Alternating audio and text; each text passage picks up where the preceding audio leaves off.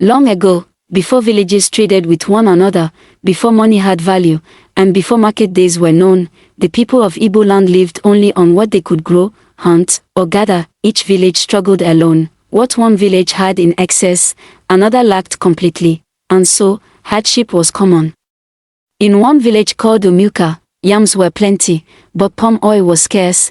In another village, Amis, palm oil flowed, but fish was rare. In Kola, fish was abundant, but vegetables were few. Yet, no one knew how to exchange what they had, so, hunger and waste walked side by side. One day, a young hunter named Obiajulu went deep into the forest chasing an antelope. He ran and ran until he reached a wide open field where 4 footpaths met.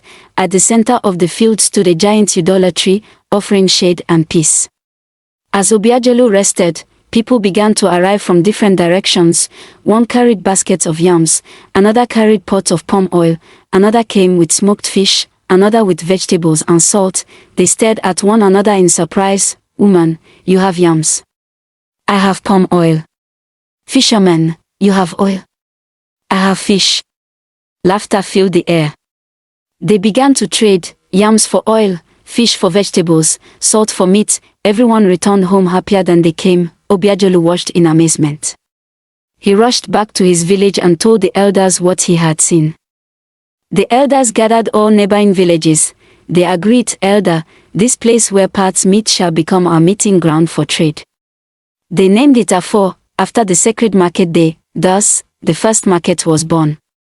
Soon, drums announced market days. Traders traveled far and wide. Songs filled the air, friendships were formed, stories were shared. The market became the heart of the people. And so, in Igbo land, markets were not just places of buying and selling, they became places of unity, culture, and life. Moral lesson: when people come together, scarcity turns into abundance.